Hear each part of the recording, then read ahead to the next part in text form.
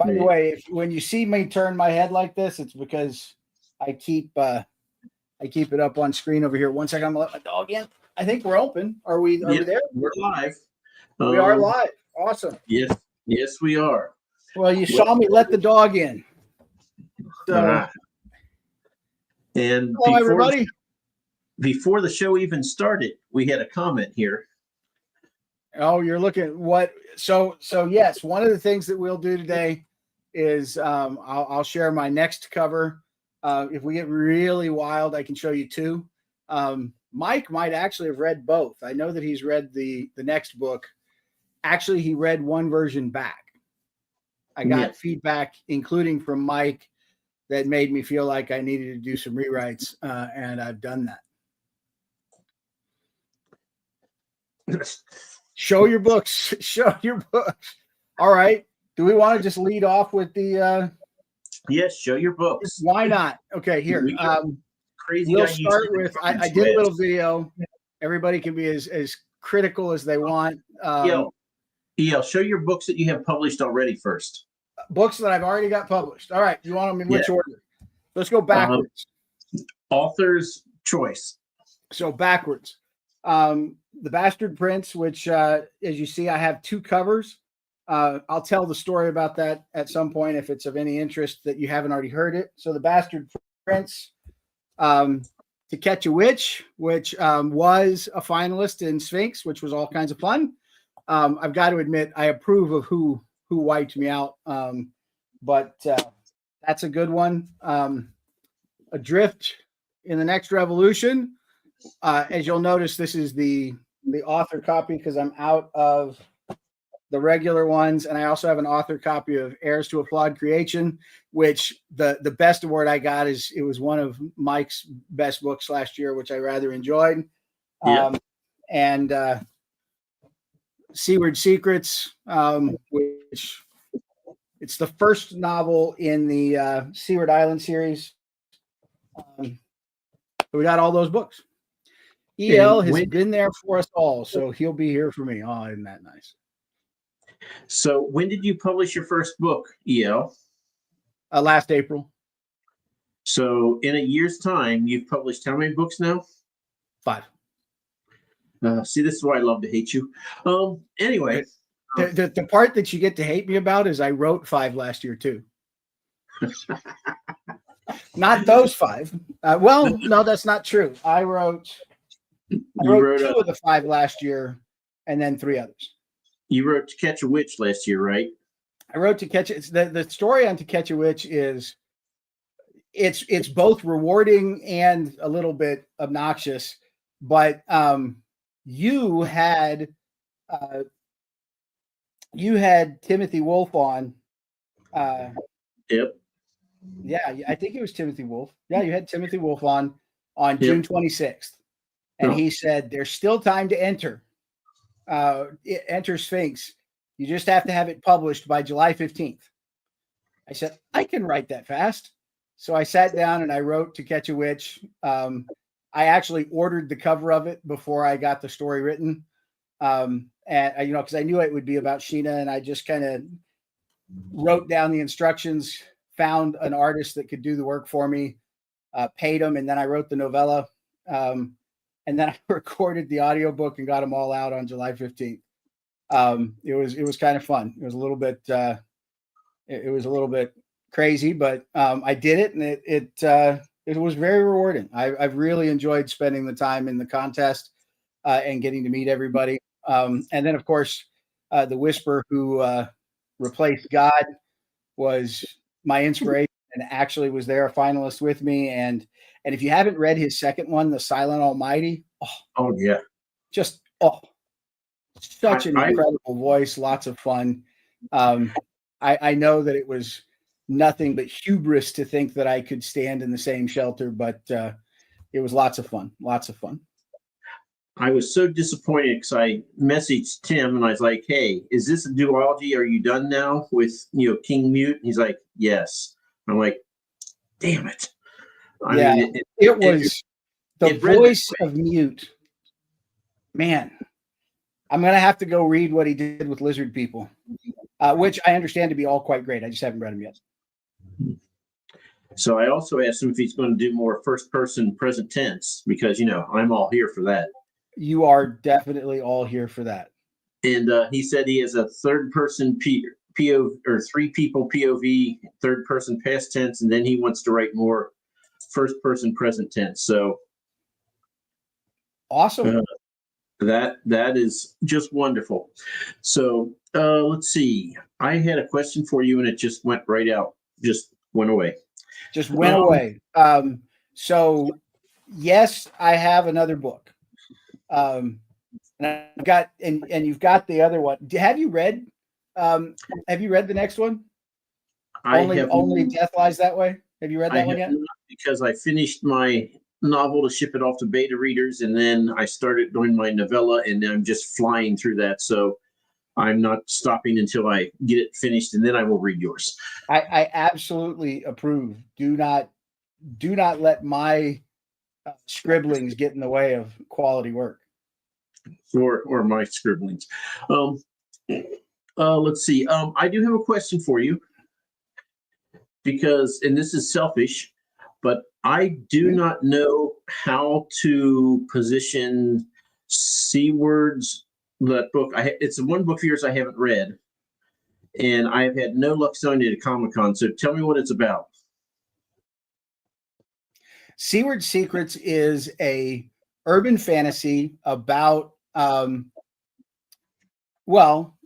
basically about the fantastical underworld. The assumption is that the criminal underground is dominated by supernatural beings, so witches and wizards and werewolves and all sorts of other creatures, including I have a character that's an aswang, which is a Filipino kind of demon that eats pregnant women, and so it's a world in which each of the criminal families represent a species, and they run the criminal underworld worldwide. There's conflict between the new world and the old world. And of course, there's conflicts between the supernatural and human, and all the reasons that they stay hidden.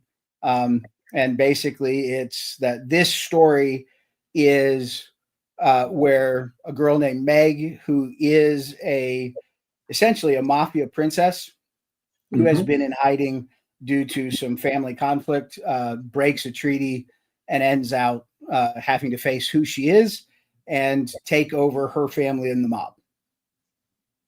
Okay, so urban fantasy criminal underground is all magical entities. I think I can sell that. I think I can sell that fairly easily. Good. And it's Ed Lang style, so there is sex, there is violence, all of it is graphic. I will confess, I think if I do a rewrite and run out a second edition, which by the way is the awesome thing about independent publishing, is if I decide I haven't done it right, I can just change the file and then everybody else gets the new file. But if I were to do that, I might take a few F-bombs out of it. I've got some cursy people in that story, but if you enjoy young people murdering each other and running around on the beach, it's a good time. So I actually didn't know if I'd get back in time for this show, because I had to go meet the wonderful Molly McCobb and buy more books. That is awesome. She is wonderful, and she wrote a really good book. And she had an idea that we're going to have to do, because she's good friends on Twitter with EL Lyons, and she's like, yeah, there's too many ELs. I'm like, we need to have them both on the show at the same time. That way it can be really confusing. Then we can go, EL, what do you think? And it just mayhem. The thing that'll be funny for you is the name that I use here is EL Montague, but I also write under ML Edwards, and so it's really just my name. I'm Edward Montague Lang, and then I take EML and I switch the letters around to make different names. So my different pen names do those things. If you were interested in ML Edward, which I will start publishing in the next year or so, it's all like thrillers and murder. And I've written a serial killer and an assassin under that name. No, so just more of the same for you. Yes, it's just there's no magic. Okay. it's creepy, murdery, lots of stabby. So I'm actually pretty excited because at the last Comic-Con I went to, Steel City, I had 4 different people go, I only read thrillers. Do you have any thrillers? And I was like, I do not. I probably could have sold 4 of your books a couple weeks ago if I had them. So, Yep. And I've even got one that I've been writing. I'm going to break it into 5 books. I wrote it between Thanksgiving and Valentine's Day, but it ended up being 250,000 words. So thriller romance stuff actually does better shorter. So I think that there's some logical breakpoints, and I can turn out 5 50,000 word novels out of that one. Okay, so I just hate you more now. Okay. I write very quickly, just so for anybody who's not a writer, that's not a normal pace. But I usually write 2,000 to 3,000 words a sitting. So whenever I sit down, I'll knock out about that. And like Sheena took me 3 days, 4 days. So I generally write around 2,000 words at a sitting. My problem is that I just don't do the sittings. I write every single day. I write 7 days a week, every single day. And when I'm stuck, I start writing. I'll just start writing something random, and as soon as I start exploring a character, then they get a story, and then it'll be published in the literary empire. I hope I write everything well enough to publish, but I've been trying for a long time to be good enough. I was really not good enough for a long, long time. But I've gotten better. I mean, it's not horrible. There's a few people who think what I write is worth listening to. Oh yeah, absolutely. So we're 12 minutes in now, and we got 26 people watching. So do you think it's time to do the preview for your next book? Sure. Here. Okay. So anybody who wants to compliment or not compliment, maybe that was Freudian. Anybody who wants to provide criticism, I'll take it. I am not a great video guy, but I knocked this out, and it published on YouTube today for the release. So let me see if I can share a screen. But don't start it till I tell you, give you the go, because I have to put it on the screen. So don't start yet. Okay, now you can start. All right. The Magi are in retreat. All across the land, King Harold's vast army of commoners is overthrowing the old order, and in his wake, chaos reigns. Anyone can collect a bounty of 10 silver crowns for any magic user. There's a half crown for informing. That's enough to bring out the worst sorts of people and the baldest excuses for cruelty.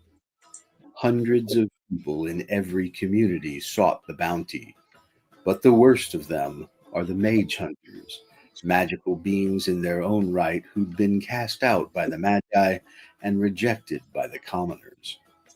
Roland Popova and his family fled a prosperous life where they had meaning and purpose as Magi's in the community built up around the moon tower of the Sorcerers Guild. They've been on the road for months and found themselves in a faraway land filled with wonder.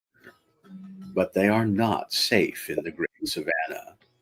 Magic marks the Magi. You can't hide when your hands are black, much less your eyes. No one wants black hands in their community. Every person they meet could be tempted by the bounty. But the great savannah is no refuge.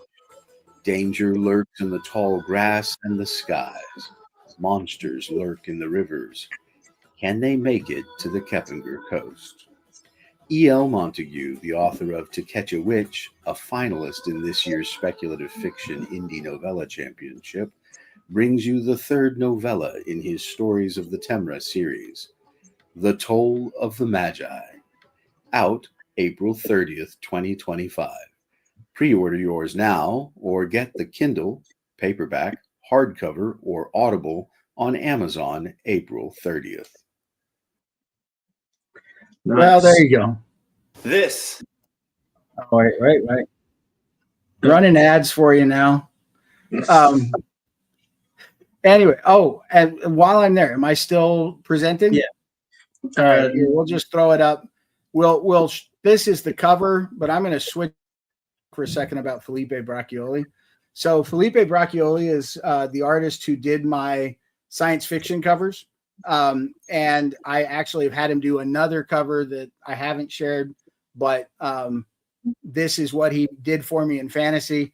As you can see, Roland's not a very old boy, but the spotted cat is great. I love the colors. He did a really good job for me. So anyway, anybody who wants to look him up, I found him on Fiverr, very reasonable cost, quick. And in this particular case, he read the whole story for me. We did a couple of scenes, and I was like, if you want, I'll give you the whole thing and you can come up with an opinion. And so he read the whole thing. He gave me 5 options. He said, these are the scenes that I like.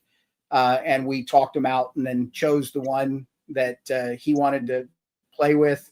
And I couldn't be more happy with what he did. I think it was really good. Oh, wait, you can't see it. No, you got to share again. I'm sitting here talking like you're looking at it and you're not. So EL, just to keep the mystique of our channel as it is, when did you get your link to come on live today? Oh, 5 minutes. Yeah, Oh, I've had it it's 20 after. I had it for 25 minutes. There you go. That's about right. That's normal for us. So yeah, I love that artwork. I love the colors. Yeah, just the colors. He caught the danger of the cat just perfect. I'm thrilled with the work that he did for me. Again, Felipe Braccioli, I found him on Fiverr. You can find him if anybody wants. Reach out. I can give you a contact, or we can put it in the information for this. He did great work. Really liked working with him. And of course, it's all from scratch. Every bit. This is a painting, so it's kind of awesome. Awesome. So yeah, I absolutely love the cover. So what is next after Toll of the Magi? What's the next thing coming out from EL Montague Publishing? So I'll do, since I did April 30, I'll do June 30. I've got the next one is Only Death Lies That Way. It's another story of the Temra. Do you remember back in January or February, I put out a poll that said, would you rather see a collection or novellas? And it was about 50-50, but it was novellas. These are those novellas. So I'm just taking the time to clean them up. And since I'm releasing them as novellas, they all get their own artwork, etc. Okay. Okay, glad you could make it for a little bit at least. And there you go. You got one pre-order already. Oh, look at that. I'll take it. I'll take it. But yeah, no, I really enjoy this piece of artwork. If I were really crazy, I can share the other piece of artwork too, which will get everybody excited about that. But or we can do another show and I can release it closer to time. You tell me. Let's go ahead and show it, because we'll have you on again anyway. I think you are now leading for most appearances on Bald&Balding. I'm getting close. Yeah, I am getting close. Let me get it pulled up for you. How many times have you been on here now? 3 or 4. I think 4. 3 or 4. And let's just get the raw art. We'll save the. And this is a different artist. This is a guy named Anas. Yeah. So there's the cover for the next one. The one Only Death Lies That Way. They're in a different part of the Temra. Obviously based on, they're not in the savannah, but no, I really like this story. This one is one that I identify with. Nice. And when will this one come out? June 30th? June 30. Okay. June 30. Awesome. Not yet available for pre-order, but we'll get it up in a month or so. Okay. Here, we'll read questions real quick. Speaking of Bob Ross. Oh, that's hilarious. All right. Let's see. Okay. If you will unpresent or stop sharing your screen. Eva. Unpresenter. Actually, I think you just. It says that I'm not in control of that anymore. Okay. Just click on the. You should Remove have. There we go. There we go. All right. So there you go. A couple of stories. I got one coming out. You can pre-order now. I'm in the midst of recording the narration. So it'll be ready. I still have 6 days to get the narration finished of Toll of the Magi to make the time. We'll be fine. Okay. Well, since we're showing artwork, I finally Oh have yeah, my- let's show yours. Let's show yours. Put it up. So this is my novella that I'm writing, and there's a lot, so I have to walk you through it. But so I'm doing a cozy 5 aliens. Humans meet them, and I've had 5 dogs in my life. So you can see the dogs at the bottom.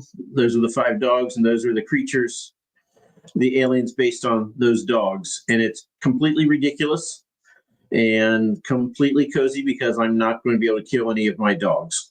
So it is very, very un-EL like.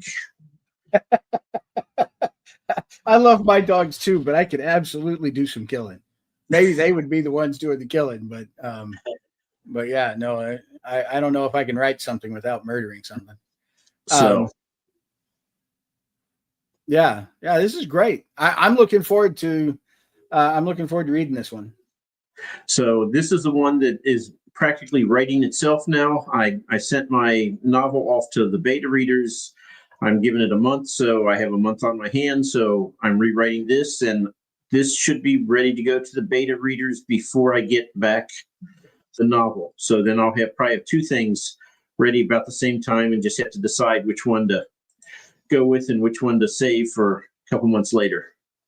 I think that's great, and I like that you're using your critters as the inspiration. Like I said, it writes itself. I just got to the point where the human meets the aliens, and I'm like, oh yes, this alien's breath is just about enough to kill you, because one of my dogs, oh my god, he was abused and got him, and his teeth were all gnarly. They actually took like 4 of his teeth out. Like, there's more with cavities, but we want him to have teeth, so we just took the worst. Oh, and he was the one that lived to be 19. But yeah. Have you started getting any feedback on your betas? So I did get. Last night I told people that 2 days ago, one of the people who's beta reading, who's not done it before for me, I got him on Fiverr. He sent me a message not with the final, his notes, but just, "Good morning, Mike. How are you?" And I'm like, "Okay, you're not giving me what you owe me, so I'm fine. How are you?" And then he goes, "Is this your first book?" And I'm like, no, it is not. "How many books have you written?" "I've written 5. Although I know that this book has issues, which is why I'm sending it to beta readers." He goes, "Oh, did you self-publish all these, or were some of these traditionally published?" And I'm like, we're just getting worse and worse here. And I was like, self-published all of them. He's like, "Oh, well, I also format covers and the interior work. So if you need someone to do that, I can do that. Do you have someone who does that?" I'm like, I've published 5 books. Of course I do. Yeah. So then he finally gave it to me, and just from the picture, I know he's not Gen X, but he is not Gen X, because he gave it to me in the has to be the compliment sandwich. So he starts off, he's like, "I am fully invested in Chris and Callista from chapter 1. I can't wait to see how their story unfolds." I'm like, "It's chapter 1, dude. Take a breath." You don't know anything yet. And then he's like, "But here's some things that you could probably fix," which is basically useful, which is basically, I wrote this scene, I wrote that scene, and there's nothing to connect it. It's just like, we run across the way and now the next scene starts. So I have to connect the scenes. I know this, but fair. And then he has another compliment where he's like, "This is amazing work. I am so amazed that someone can write this. I'm like, dude, it's again chapter 1 in 30 chapters, and everyone is like that. Yep. Well, that's not Gen X. I had a guy read mine and say that I was OneNote. It was it hurt just a little bit. It's like right there. I just felt it. It kind of I identified with it and everything. I was like, yeah, I know. And then I started working on it, and then I got some more feedback. By the way, if you need some people that you can hire, so for those on the line, I love beta readers that work with me. Like I've had Mike read for me, and I've had several other authors read for me, and I've done some reading for them, and that's all really good. It's nice to know the people and to get feedback, and we're often quite good at it. However, when you're doing freebies and swaps, it's hard to give somebody a lot of flack about how quick they're doing or whether or not they're giving you everything you want. But if you hire them, you get a deadline, and you kind of have an idea of what you're going to get.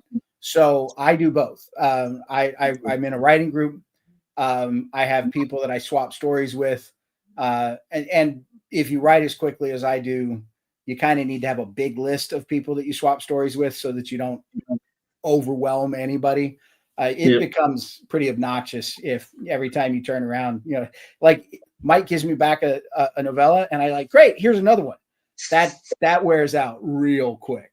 But if you're paying them to do it, man, they're delighted to have the next one. And I've got some contacts that give really good feedback. So I have 2 people on Fiverr who absolutely, the one, he gives me feedback in a week, and it's more just big picture. This is what, I think you're missing, which is great. Right. And then Catherine D. Graham is the other one. She takes a month and she'll do inline. But 1, she's an author, which is important to me. 2, female. So, since about 60, 70% of the reading public is female, I would like to make sure I'm not, insulting, 60 to 70% of my potential readers. Right. And they are both excellent. And then I try to do a third from Fiverr. I'm like, maybe I can find a third one that I love. And this one with the compliment sandwich is not going to be that person. Yeah, but young, and I also try for young and old. I like somebody who's a little younger and somebody who's a little older. If you were to look up Bethany Davis on Fiverr, she gives a reader report. So after she's read it, you get probably 2 or 3 page. This is what I thought of the story, and breaks it up by the plot and your writing style and characterization and all the rest of that. But then she also gives inline as she goes with sections. She'll leave comments, and she does a really good job. And she's very reasonable in terms of rate. So, okay, I might have to look her up. But I have to ask, as much as I love Telmira, when are we going back to the androids?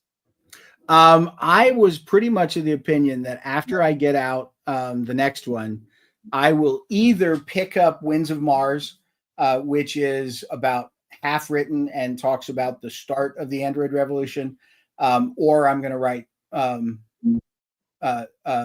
Mama Nina and the Mama Nina and Sons. I really had a lot of fun writing that story in Adrift, and I've already got 3 novels plotted out for. I don't plot. I'm not a plotter. I write discovery, but I know what's going to happen because we have to cover her lifetime, and then we have to get the kids, and so there's plenty of story to put in there. Basically, Mama Nina has the kids, then the rise of the family in the middle, and then we get to the end where we've already seen from the story. So those 3 makes a nice trilogy. And I think what I'll do is I'll write it straight through, and then that way I have the trilogy written and go from there. It should only be about, 350,000 words. So I should be able to do that. Nice. So probably next year. Okay. So release schedule, April 30th is Toll of the Magi. Yep. June 30th is going to be Death is That Way. Only Death Lies That Way. Only Death Lies That Way. So then we're up to what? August. What are we going to do for August? Probably not August. I might do one from the urban fantasy world that I don't have a really good name for it yet, so I'll work on it. But I do have the story, so it should just be cleanup. And it's more of a horror, but it's in the urban fantasy, and I can do that while I pick up the novel, which gets a full rewrite, and we'll try and do that probably Thanksgiving or so. Okay. So Thanksgiving. So you're going to have a huge gap there of 5 months between book launches. Well, no. I said I would do the one in the middle. So okay. we'll go June 30 and somewhere August 30, September, we'll do a novella, and then I'll do the novel in Thanksgiving. Okay. Got to keep the release schedule up. Yeah, I just want to, I want to be realistic. I don't want to overdo it. Oh, so I had a question. Oh, and I have not been paying attention if people have been asking questions. Let me see. Oh yeah, Heirs to a Flawed Creation was pretty harsh. By the way, I've got the start of a novel for Terminate the Root, because I actually was thinking about what happens if an android adopts a child. That's, believe it or not, Murder the Family was actually Adopt the Child. You don't know that, but he takes the baby and raises him to be an assassin. But that's actually a story, and I've already got it started out. Starts with his first protection job, and I'm having good fun with that. Nice. So again, Heirs of the Flawed Creation, one of my 3 standout books from all of last year. So yeah, I'm always shocked when I go to Comic-Cons. I'm like, why are people not grabbing these? I mean, they should just be like grabbing these and running to make sure they get their copy.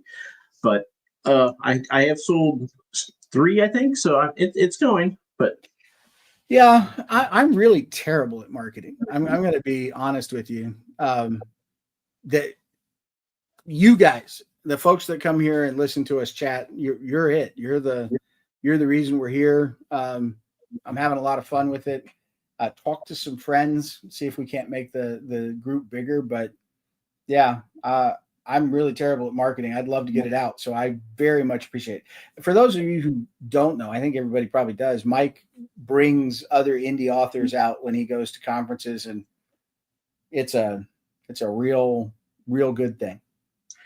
I looking at the numbers, I think I'm taking like a 30% hit in sales of my books, but I'm doubling what I used to sell. So if I used to sell 70 or 100 of my books, I would only be selling 70, but I'm also selling 70 indie books. So sales are up, but my book is down a little, and you know what? I'm fine with that. I think it's really great. It makes the Comic-Con. If I ever do the conference thing, I will absolutely return the favor. I think we all ought to be doing it. Oh, speaking of which, the freebie thing. I was going to ask you about that. How do we send stuff to the Worldcon free library? So get on Twitter and message Palmer Pickering. Palmer Picker 1 is her handle, and she is the one in charge, and I am just the Sergeant Schultz to her. Got it. But she is, if you go, she'll send you to a Gmail or to a form, Google form, and then she approves it. They just have to know that the book is coming, so they know, to look for it. But I will be more than happy to send along at least one copy of each book. So everything they want to ask, everything be there by August 1st. Not a problem. So if you have to print and ship, keep that in mind. You probably need to do it by July 1 to make sure your books get there in time. Yeah.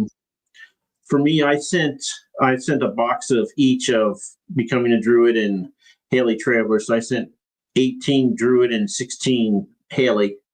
Did they all get out? Oh yeah, they're all there. They've arrived, but I mean, so that's not what you did last time. That's what you did this time. That's what I did this time. Last time they just kind of did it last minute, and I was like, okay, you didn't say how much, so I sent 6 of each. And Palmer told me that Haley was gone like within a day and a half, and Becoming a Druid was gone like within 2 or 3 days. So people like the covers apparently. Cover art makes a difference. But yeah, like I said, I will be Palmer's assistant. So if your book you're is going there, to be there.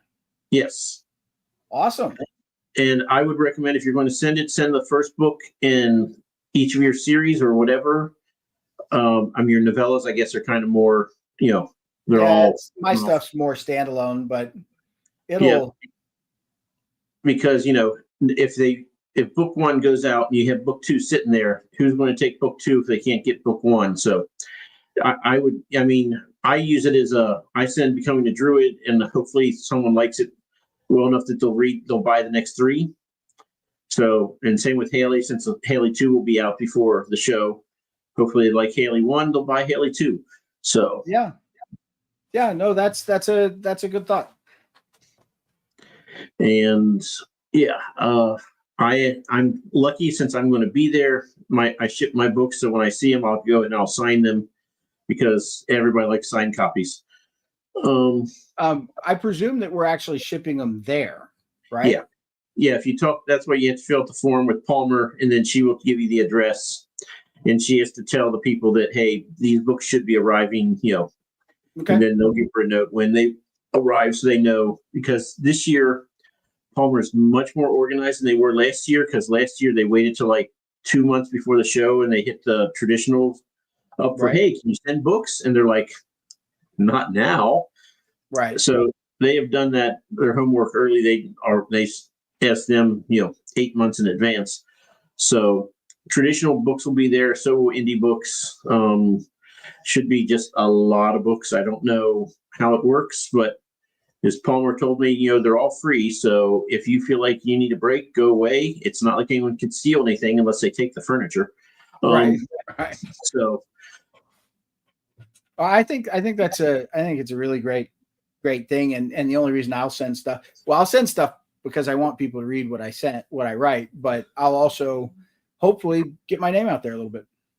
Yep, that's the hope. What I'm hoping for is, I don't know how many books I've sold in the Seattle area. Probably not a lot. Right. So, not going to drive there for a Comic-Con. So yeah, I don't know. It costs a pretty penny, but you're investing in yourself, in your career. Well, you can send quite a few books and not spend any more than you would on a cover. That's true. I sent, what I say, $400 for 34 books. Yeah. And that's it's an advertising, it's an investment. And you can write it off on your taxes for those who just turned in their taxes. I hate tax season. Yeah. God, hurts every time. Taxes never really bother me until I write down just exactly how much I've paid, and then it feels just so painful. Anyway, any questions from the crowd? And John Douglas, you love the art. That's great. I'm really happy with the art too. Pre-ordered, smiles, contemplates, pesky. There we go. I think we've actually answered a lot of the questions. So who's your next person coming up? You had gotten kind of low in your list, and then all of a sudden you had an explosion of people coming to talk. So typically around the 15th or so, I plan for the next month. And it got to be like April 1st. I'm like, I still haven't done April. So yes, I actually have into May now, and I have several people who I've reached out to, and they said, yes, I'd love to be in it in May, and I have to reach out again. So if you're one of those people and I don't talk to you, that's because the squirrel brain won, and you need to reach out to me and say, hey, Nimrod. In all fairness, guys, he gave me a date 3 times. It was a different date every time. Yep. So since you asked, our next one is going to be on Tuesday with Maya Darjani. And next week, Roe is in Vermont, and he was like, I don't know, I might be able to make it. I was like, you're on vacation, just go. So we have a special guest host for Bald&Balding for Maya. Have not told anyone who it is. It's a surprise. So, yeah, but we will have that. And then Melissa Stone will be Wednesday. And I just closed it, so I don't know. Stuart Jaffe will be Thursday. I have never met Stuart Jaffe. I've never spoken to him, but I've done several Comic-Cons with James Maxey, who has shown me so many things to do better with Comic-Cons. And he's like, Stuart Jaffe is annoying because every time we like share a table, he outsells me by like $20. And at Richmond Galaxy Con, he's like, yeah, I sold 2,600. 3 days, he sold $2,600 in books. He's like, and Stuart Jaffe sold 2,620. That's worse than getting whooped by like $1,000. You know, you can't do anything about $1,000, but 20 books, that's $20. That's one book. Yeah, maybe two. So, and Stuart has published 70 some odd books. 70 books. He writes like E.L. Montague does. He's a quick writer. Yeah, that's great. He writes a lot of thrillers, which are 50, 60,000 words. Yeah, that's the thing that's cool about thrillers is they're quick because you can't get too much material in them, or they get a little long. Yep. So looking forward to Stuart Jaffe next Thursday because I'm sure he has some wisdom to pass along as well for Comic-Cons and writing in general. So have never met the man. Hopefully it goes well. Hopefully we don't hate each other. But yeah, so that's the schedule coming up. I think because it wouldn't be a Bald&Balding show if we didn't put somebody through the Bald Dome. Oh yeah, it may be time for the Bald Dome. I was actually, if I'm really honest, I'm sitting here, I'm thinking about the T-Rex and Griffin, and since I answer T-Rex Griffin every time, and I show that anybody who misses it, if you get to ride down Main Street, you do it on a T-Rex. The T-Rex is going to eat the Griffin, so it's beside the point. And maybe in someone's world, a Griffin could defeat a T-Rex. They're wrong, but maybe. Griffins are cool, but not T-Rex cool. So thank you. Very important that we establish that because Rose was on quite a streak there for a while. Yeah, and if you can do the G.I. Joe T-Rex with the the rail guns, or not the rail guns, but the wheel guns on the side, yeah, that's the real trick. Okay, so who is going to go into the Bald Dome? EL. Let's go ahead and let's do Roland from the new book. Okay. So that you have a picture. Roland is a 13-year-old boy from a mountainous region. They've been on a journey. They're now in the savannah.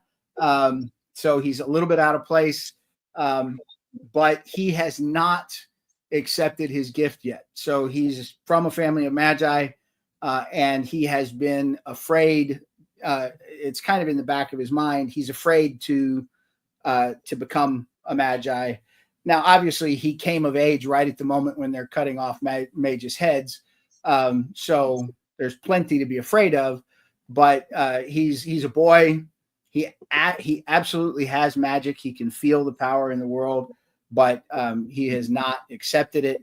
And he's pretty much just a skinny kid who has a obnoxious sister and parents that are powerful, and so he's not well suited to combat. But I'm a fan of him. I really like his version of the world. So let's go. Let's roll. All righty. So, and get to use my magic potions this time since Ro's not here. Let's see. So we are 10. What is 10? Where'd we go? Ooh, this is new. A dilapidated, haunted castle shrouded in darkness. Cool. Cool. What Are we? Is this like? Are we in the savannah where he is now? Or are we back home in the mountains? No, Are we he's in been the sand sea where he's, an old haunted place where the magic rug might be? What do you think? Where are we? You are in a dilapidated haunted castle shrouded in darkness in the hills of Germany. Ah, so that's actually that's a good correlation to where he came from. I would have said Caucasus for Roland, but the Black Forest sounds awesome. We can put him in Horhofen. And your favorite color? My favorite color is kind of a forest green. So it has a fizzy forest green colored potion in an Erlenmeyer flask with a stopper. Awesome. So we get a kale smoothie. Exactly. Yes. Okay. Now, does he want a common item or does he want a weapon? Oh, hell, he's taking a weapon. Every 13-year-old boy in the world thinks he can do whatever. He's taking a weapon. He normally carries a staff that he's been carving on as he goes along, but we'll take a weapon. What does he get? Okay, well, that was a wise choice. Had he chosen a common item, he would have got the two-person saw. Not much you can do with a two-person saw. But instead, he got a war scythe, or scythe. I never know how to pronounce that word. A scythe. Yeah, that. S-C-Y-T-H-E. Yes. That E at the end gives you the strong I. Scythe. Okay, I'm from Kentucky. I add and delete syllables. I mispronounce things. My pronunciations are all over the place. Well, Kentucky explains a lot, but they call them scythes. And if he's in Germany, it would be a good European scythe with a curved handle. Okay, and so he does not have to face a angry hippo. Good, because an angry hippo would have killed him. Yeah, and honest to God, this is what happened. I rolled a 1, which means that he is facing a griffin. Okay. So that you're aware, actually, the hippo would not have killed him because in the world of the Temra, normal creatures. So the world is broken between the magical and the common. So essentially, fey and normal. And common creatures don't bother magi. Survival instinct. Don't play with somebody who can coach you in fire or call a thunderbolt or, twist your insides out. So he could walk through a lion's den and nobody would bother him because they sense his magic and they're like, I'm not none of that. However, magical creatures like griffins are fey and they hunt each other because they gain power. So like if you eat a magical being, you consume their power. So being in the ring with a griffin, probably not his first choice. But okay, we got a griffin and we have a scythe. Yep, and you're in a dilapidated haunted castle, shrouded in darkness. In a dilapidated haunted castle. Inside or outside? Are we on the ramparts? Are we in the Great Hall? You're inside the castle, and important here is it's shrouded in darkness, so the griffin is probably not going to be flying. That's what I was going to say. Is because if have you been in any castles? Yeah, they're tiny. I mean, even the really big ones, the halls are like barely porta potty wide, and they're short, and it's terrible. Those people in the Middle Ages were not big people. Like for me, I'm a big guy. I'm fat, but I'm not that big. I'm only 6 foot, and I'm shoulder to shoulder. So we get a griffin in a hall. So let me set the scene for you. Just like in the Mines of Moria, he goes to the Great Hall. There's a stream of light that's going off to the side. He goes into that room and finds out there's nothing there because it's been looted. And when he comes back out, there's the griffin who's just walked into the main hall, surprising both of them. They stumble into each other. What happens now? Oh, well, so the first reaction obviously is going to be a pullback for both parts. So, they come into the hall, And by the way, thanks for putting me in the great hall, because there's room for him to flap around a little bit. He can jump and move around a bit. But so they appear in the hall, and Roland's instinct is to back up, and the Griffin's instinct is to, kind of get in a pounce sort of stance. Wings folded back against his back, lowered down. Much the same pose as the spotted cat on the cover. There you go. There we go. We got some mood going on. Now just imagine there's a castle around it. Okay. So that puts Roland in the frame, in the door frame, and the Griffin down on the main floor, ready to stalk. Yep. So he has his dark green fizzy potion. He has his psi. What does he do? The logical choice is to get into the smaller space. So he's going to back into the hall that he came out of. So the hall that he came out of, it has a double door. It's the size of like an elevator door when it's open. So, the Griffin's head can get in there, but probably not its wings. Claws, maybe. Now, see, that's because Roll has a strong sense of self-preservation. So what does he do now that he's trapped in the room with the Griffin outside making voices? Let's take that fuzzy potion. He's going to drink his kale smoothie. And what do kale smoothies do other than taste horrible and make you hate yourself? But they also heal. So this is a healing potion, but he's already at full strength, so he just feels like he just had a caffeinated drink. So he feels great, but that's it. Yeah, it's like he just drank a couple, Monster energy drinks, ready to go, trapped in a room. Okay. So then, am I playing both parts? Am I the Griffin and Roll, or are you griffining on me? You're telling the story. If you need me to roll poorly, I will roll poorly for you. Okay, let's roll to see if the Griffin attempts to grab him, get a hold of him and pull him out. Okay.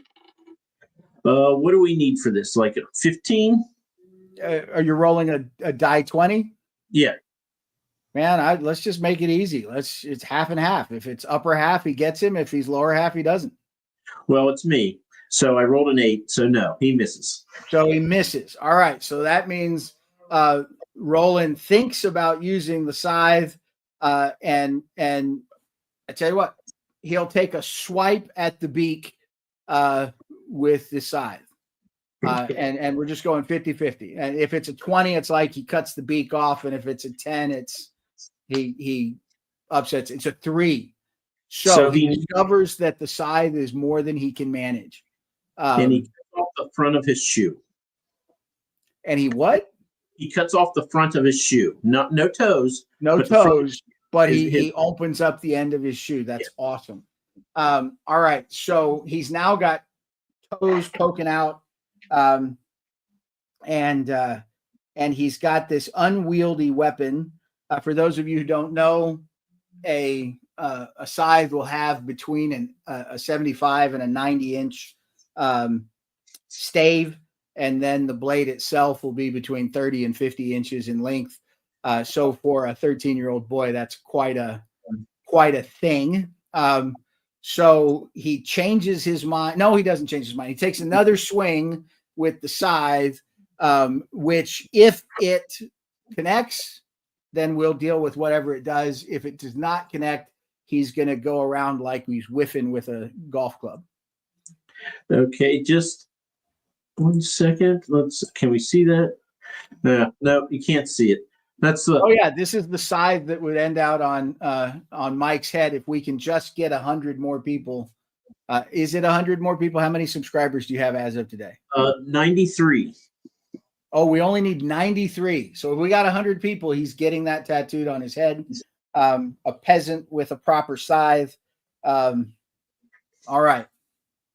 Okay, so anyway, he swings 9. That's so he swings, he misses the griffin, spins around, falls on the ground. He still feels great. One of the things that you also have to understand about the Magi in the world of the Temra is they are born with a ward from their mother. It's called their mother's mark. Generally speaking, it's on their chest. It's the first of their magical wards, and it's one of the places that keeps them from being harmed by magic when they hold it in their body.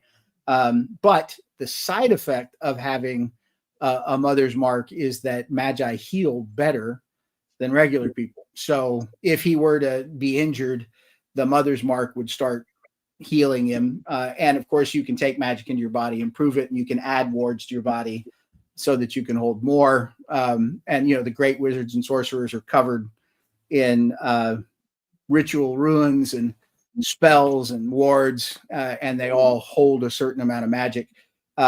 So even though he is just a boy and he has not accepted his gift yet, he does have a magical ward. So even if he fell badly, he's gonna be okay. He just sprawls on the ground. He's fine. Is the griffin going to attack? Oh, heck yeah. The griffin wants to eat him. Okay, so we have now reached the Michael Roberti threshold, which is if both creatures miss badly twice in a row, they can just decide to sit down for tea because the griffin rolled a 2. So the griffin just, hit the claw in its beak and left a scratch mark on the beak. Okay, so here I will give you a different solution just so that we can do this. We're going to let him try one more time, and he only has to get a 5 because he's not going to try and hurt the griffin exactly, but he's going to try to touch the griffin, and he can touch any part of him. He can't touch like feathers. He's got to get a claw or a hand or a something. And the reason for that is in my world, the magic system works where all magic comes from life. The easiest is fire because that's already burning energy. It was something alive and now it's dead. It's releasing its magic into the world. But you can pull from plants and animals. And of course, if you were to pull from the Fae, which is also a magical creature, it would be a little bit like dipping your toe in a blacksmith's forge. Pretty unpleasant. So let's see if he can touch him. What did we say he needed? Anything better than a 5. I rolled a 5. You rolled a 5. All right. So let's say that he reached out for him and he grabs a talon. And he's going to be saved by the fact that he grabs a talon instead of a toe, because talons keratin, they're dead, but they're still living because they're connected. So he gets a tiny taste of the magic from the griffin, and it comes through like a bolt of lightning. He feels a rush of power, and it burns. And it's like if you were doing this as a 1940s cartoon, it'd be like the guy sticking a fork in a socket, and the skeleton blinking and all the rest of that. So he gets the big shock, but he holds on to it and he kind of latches onto him like he's bridged a circuit, and he screams. And of course, the opposite of that is that the griffin feels him drawing on his power. And now let's see, does the griffin with a low score pull back into the hall, and with a high score, he will grab hold of him in his beak? So what is this, a 10? Yeah, even split. Okay. Less than 10, he backs away. Greater than 10, he gets a hold of it. Okay, so 10 or lower, he backs away. Yeah. 18. 18. Well, roll. It's been nice knowing you. So in true Ed Lang fashion, or E.L. Montague fashion, he gets a hold of him in the beak right through the midsection. The beak pierces his flesh right through belly and back, opening his abdomen, The pain that he thought he felt from touching the magic is tenfold as the griffin tears out his midsection and hurls him into the main hall. Okay. Well, that's uplifting. Well, it was 18. He had a chance. He had a nice even chance for the griffin to back off. He did. So he's now lying in the middle of the floor, raging with magic in his body, with a giant hole in his belly, bleeding out. His mother's mark is burning a hole in his chest like a piece of lava sitting on it. And he's not dead yet, because you can lose a whole lot of midsection and not be dead. Okay. So what happens next? Well, we'll do another even split. Does the griffin pounce on him for dinner, or does the griffin take this as his opportunity to flee the main hall? 4. 4. So the griffin takes this as his opportunity and flees through the main door, leaving our hero Roland lying on the floor in mind-altering pain. Is he able to heal, or do I need to roll for this? Let's roll for the heal. So let's do a roll for the heal. Let's make it even split, but with a high score, his mother's mark starts to work, knocks him out, and he starts to heal. And with a low score, he starts the slow, painful process of bleeding out unless somebody can find it. Okay. Oh, well, 19.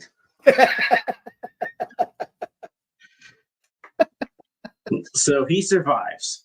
So he survives. The mother's mark is very powerful. We'll go ahead and add to that. Let's just say that his grandmother, the lady Britza, finds him, and she is a very powerful sorceress.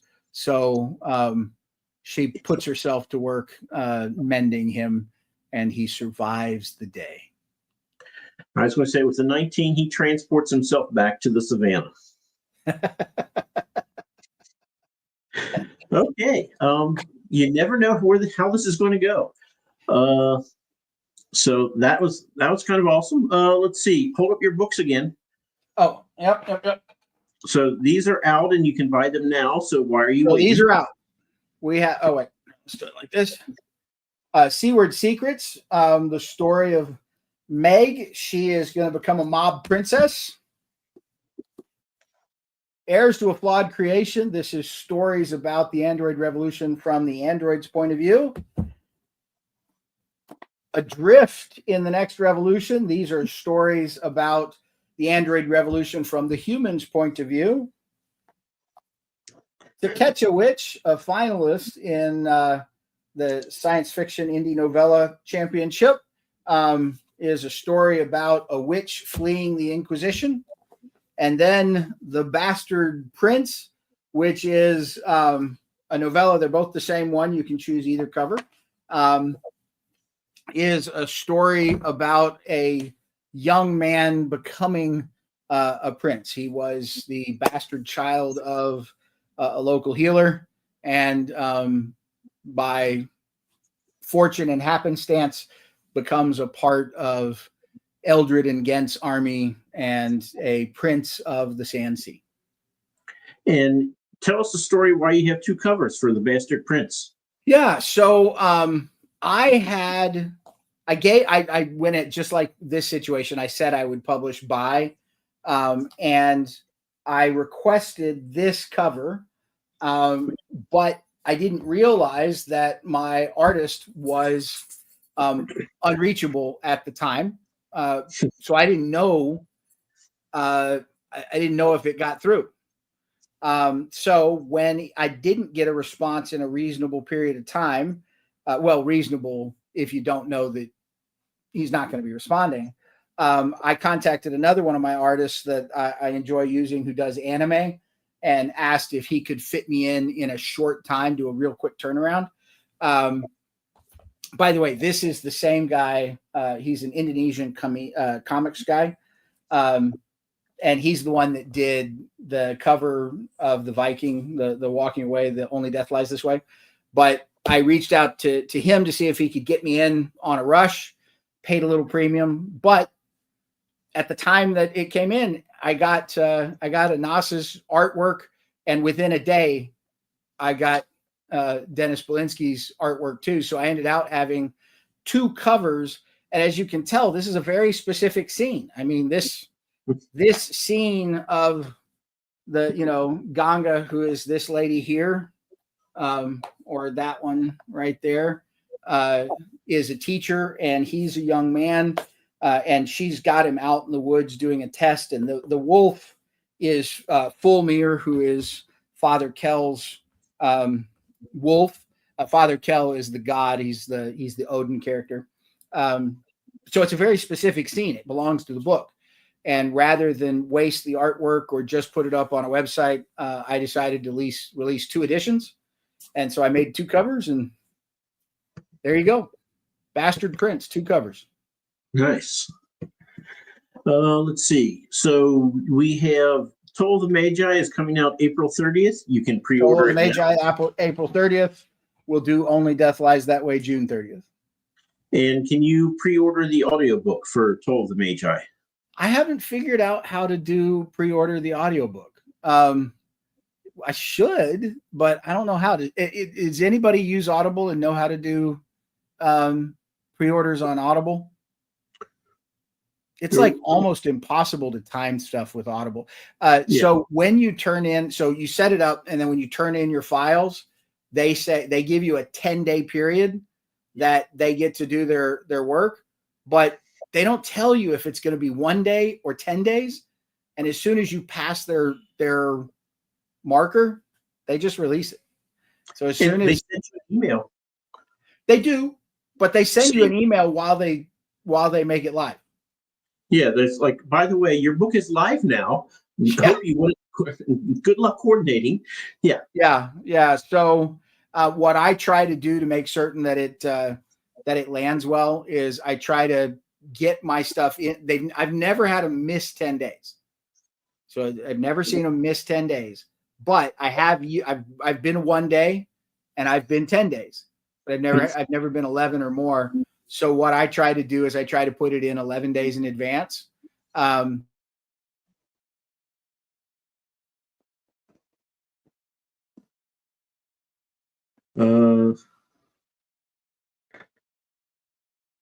don't know if it's you or me. I think it's probably me that's frozen. Yeah. So are we back? Yeah. Anyway, so I just try and get it in with enough time to make the 10 days. And if it releases early, I just don't tell anybody. So now you can check a couple days early and get the book before it's available to the general public. Yeah. Quite often. So, okay. Well, EL, that has been an hour.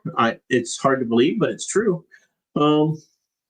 It's been an hour. And what I would say for everybody out there, if you read one of my books or Mike's books or anybody else's book, even a 2-sentence review is gold.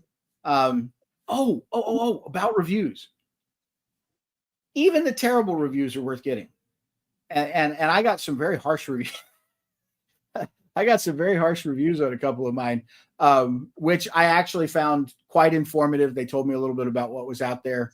And I'm not offended by it. I mean, if my work's not for everybody, so if I offend you, that's okay. And if I inspire enough passion for you to write down a couple of words, write them down. I'll take good or bad. Yep. I told people actually today, I was like, you know what? If you write a character and people actually hate that character, you've done your job. You have elicited emotion from a reader who is just looking at ink sprayed on a piece of paper. So, yeah. Yeah. If I can affect you in that kind of way, I want to make you feel something. And if I can make you imagine what I'm writing, then I at least know how to put words together. I can't say much about the content. For those who read what I write, people are going to die. Someone's going to be naked. They might have sex. They're all going to curse. But it's going to be a good time with interesting solutions, whether it's fantasy or horror or science fiction. And Mike really likes my science fiction. He only sort of likes my fantasy.